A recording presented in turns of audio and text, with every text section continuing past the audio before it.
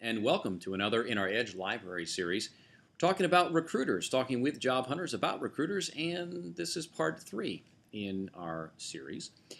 We've already covered some definitions, difference between headhunter, recruiter, HR generalist, outplacement, that sort of thing. We've talked definitions too, things like contingency versus retained search, that sort of thing. Now let's talk about a little bit about what recruiters really need from you as a job hunter. What is it they really want to see? Well, first of all, in many cases, the first time they'll see you is through your online application or some means of sending in a resume or something, as opposed to you literally walking off the street and saying, here I am, let's sit down and talk, because that's just not a reality. It doesn't happen, at least not very often. So that online screening, it's a tough hurdle to get across. So here's some tips that I picked up over the years from friends in recruiting, and I'm sure they would tell you the same things. As a matter of fact, we also have a workshop devoted to recruiting, and we also have other library series that sort of touch on the recruiting business and staffing and that sort of thing. So look through the site, you'll find some more information. Let's talk 2 or 3 things that recruiters really look for. One is keywords. The keywords need to match, and not only match in terms of your skills, the processes that you've been involved with, those need to match what's in the job description.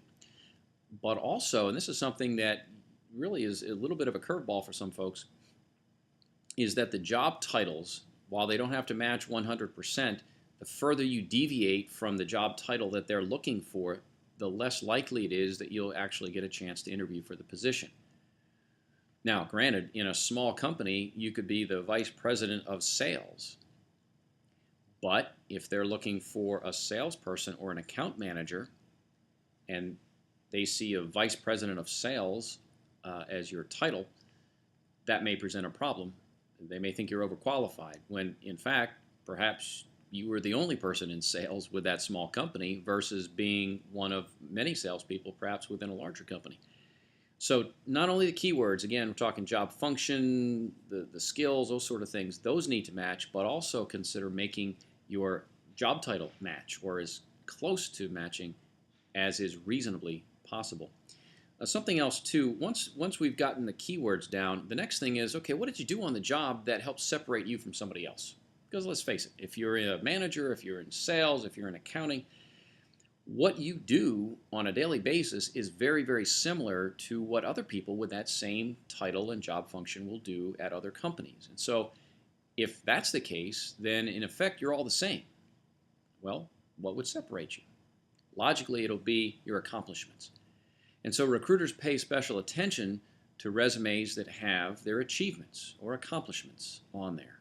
And ideally, if you can quantify those, put numbers with those, talk about size of budget, the amount of money saved or earned, or something that you implemented, it resulted in something good happening. If you can associate numbers with that. What about the number of people you've managed, or the size budgets that you've worked with?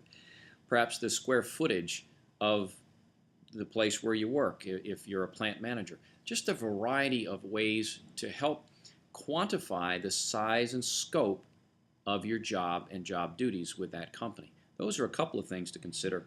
And a third, and this is really the wild card, once you've gotten past the screen, you have to be able to interview well. Because let's face it, there's a fee attached to you. Now, you don't pay that fee, but the hiring company does.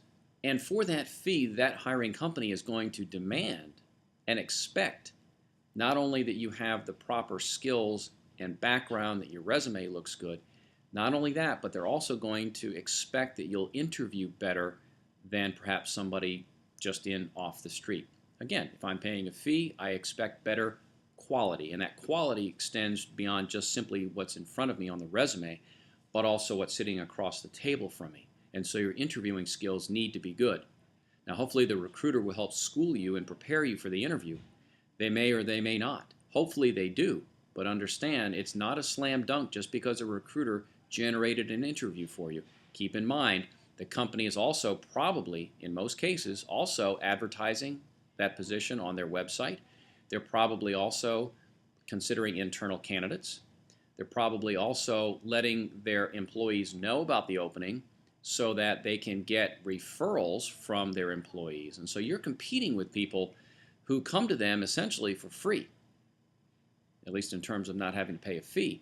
And when you stack a 20 to perhaps 25, even 30% fee on your head walking in there, instead of simply being, let's say, a $60,000 hire, that's 60,000 plus another third. Let's say it could be another 20 grand on top of what they're already paying you. So you see, you have to be better if you're going through a recruiter.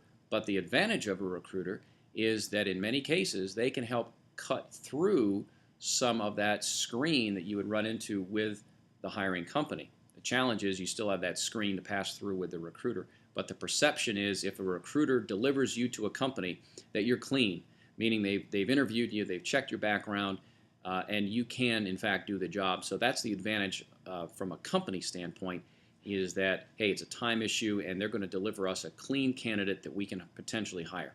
So hopefully that's been of some help to you. Talking a little bit more about recruiters and some things they like and some things you can do and be aware of as you enter an interview going through a recruiter. And that'll wrap it up for this in our Edge Library series, talking about recruiters and part 3 in our series on recruiters. I'm Randy Wooden. Thanks for watching.